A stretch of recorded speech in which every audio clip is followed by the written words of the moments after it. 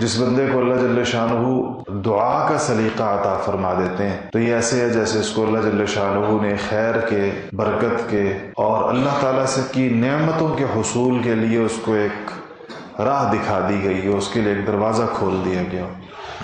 اگرچہ یہ دعائیں جو احادیث میں آئی ہیں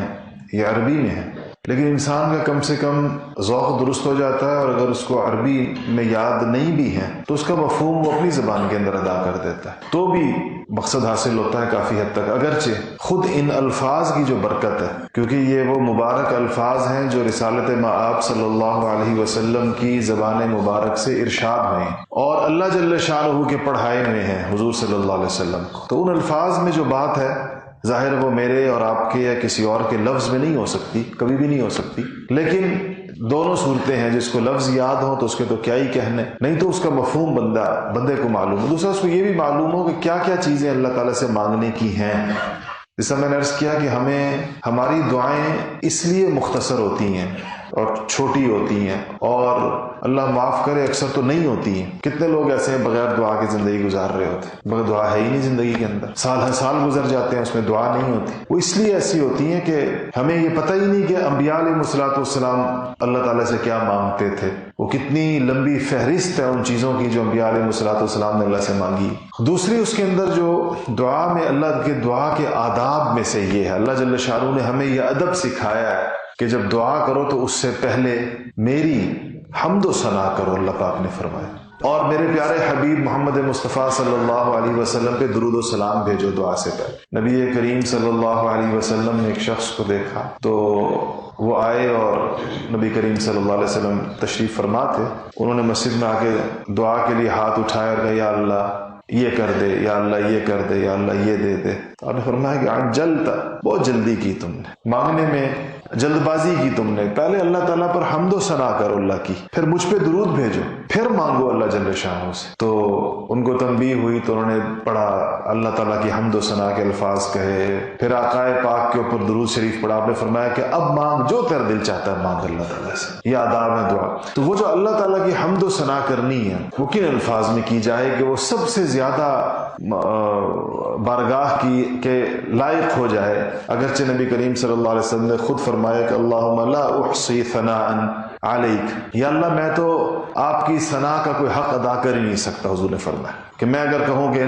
نبی کریم صلی اللہ علیہ وسلم اپنی بے بسی کا اظہار فرما رہے ہیں کہ اللہ تیری جو شان ہے، اس شان کے جو شایان شان الفاظ ہیں وہ تو میرے پاس نہیں۔ انت کما اثنیت علی نفسک، کہ اللہ تو ویسا ہے جیسا تو نے خود اپنے بارے میں ارشاد فرمایا، یعنی اپنی تعریف تو ہی کر سکتا ہے، اللہ تو ہی بتا سکتا ہے کہ تیری شان کیا ہے اور تیری عظمت کیا ہے، ہم تو بے بس ہیں، ہماری زبانیں اس کو تو اس لیے پھر آپ کن الفاظ میں اس کے باوجود تو یہ چیزیں سامنے آتی ہیں۔ ابن عباس رضی اللہ تعالیٰ عنہ فرماتے ہیں کہ کانا یقول، نبی کریم صلی اللہ علیہ وسلم، اب یہ آپ ان الفاظ کے اندر نبی کریم صلی اللہ علیہ وسلم کی اللہ تعالیٰ کے سامنے عاجزی اور خود سپردگی، اپنے آپ کو اللہ کے حوالے کرنا، اللہ کے سپرد کرنا، اس کے الفاظ دیکھیں کیسے ہیں کہ فرمایا کہ اللہم لک اسلمت وبک آمنت وعلیک توکلت والیک انبت وبک خاصمت والیک حاکمت فاغفر لی ما قدمت وما اخرت وما اسررت وما اعلنت انت المقدم وانت المؤخر لا الہ الا انت، وزاد بعض الرواة ولا حول ولا قوة الا باللہ۔ فرمایا نبی کریم صلی اللہ علیہ وسلم نے کہ اللہم لک اسلمت، اے اللہ میں آپ کے لیے اسلام لایا ہوں، میں آپ کے سامنے سرنڈر کرتا ہوں، میں آپ کے سامنے جھکتا ہوں، وبک آمنت، اور آپ کے اوپر ایمان لاتا ہوں، وعلیک توکلت، اور آپ ہی پر میرا تمام دار و مدار ہے، آپ ہی کے اوپر میرا تمام توکل ہے، آپ ہی کے اوپر میرا تکیہ ہے، میرا تمام مان تران آپ پر ہے، وإلیک انبت وبک خاصمت، اور یا اللہ میں آپ ہی کی طرف رجوع کرتا ہوں۔ انابت کہتے ہیں رجوع کرنے کو، اور ایسے شخص کو منیب کہتے ہیں جو اللہ تعالیٰ کی طرف، جو معاملہ اللہ کی طرف چلا جائے، جو معاملہ اللہ تعالیٰ کی طرف جھک جائے۔ تو کہا کہ الیک وإلیک انبت وبک خاصمت، اور یا اللہ میں آپ کی مدد سے اور آپ ہی کے لیے جھگڑتا ہوں، اگر کہیں جھگڑا آتا ہے تو وہ آپ ہی کی بنیاد کے اوپر ہوتا ہے، وہ ہوتا بھی آپ کے لیے، اور اس میں میرا پھر جو مدار ہوتا ہے وہ آپ کی طاقت اور آپ کی ذات کے اوپر ہوتا ہے۔ وَإِلَيْكَ حَاكَمْتُ، اور یا اللہ میں آپ ہی سے فیصلے کراتا ہوں۔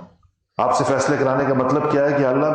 میرے تمام فیصلے آپ کے نازل کردہ قوانین کے مطابق ہوتے ہیں۔ آپ نے جو خدائی فیصلے طے کیے، اللہ تعالیٰ کی جو حاکمیت اعلیٰ کے جو تصور ہے کہ جس میں اللہ کا حکم موجود ہوگا تو وہاں مخلوق کی کوئی چیز نہیں لے جائے گی۔ لا طاعت لمخلوق فی معصیت الخالق، اللہ تعالیٰ کی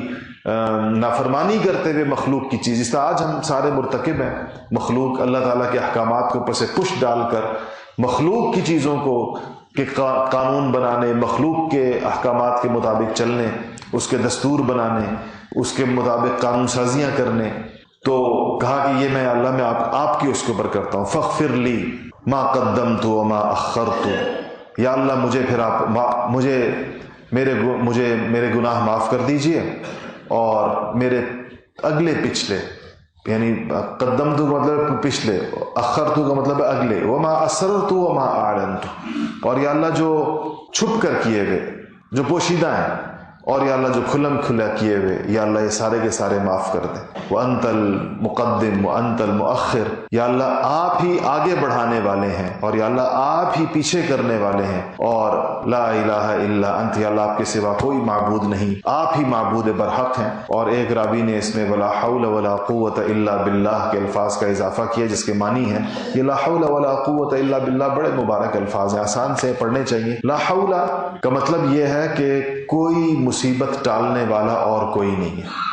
اور ولا قوت کا مطلب یہ ہے کہ نیکی کی قوت دینے والا اور کوئی نہیں ہے، الا باللہ، سوائے اللہ تعالیٰ کے۔ انسان ہر وقت یہ کہے کہ یا اللہ اگر کوئی چیز، کوئی مصیبت اگر ٹل سکتی ہے یا ٹلی ہے یا ٹلے گی تو صرف اور صرف آپ کی وجہ سے، اور اگر مجھے کوئی کسی قسم کی نیکی کی کوئی قوت ملے گی، مثلا یہ نیکی کی قوت ہے کہ آپ لوگ جمعہ پڑھنے کے لیے وقت سے اتنا پہلے مسجد کے اندر آ کر بیٹھ جاتے ہیں، تو یہ کہہ رہا تھا کہ یہ نیکی ہے جس کی اللہ توفیق عطا فرما دے جس کو، لیکن یہ کیا ہے؟ ولا قوت الا باللہ، کہ اس نیکی کی قوت اور اس نیکی کی توفیق دینے والی ذات کس کی ہے؟ اللہ جل شانہ۔ یہ انسان ہمیشہ پڑھتا رہے، اس سے انسان کی توفیقات میں بہت اضافہ ہوتا رہتا ہے۔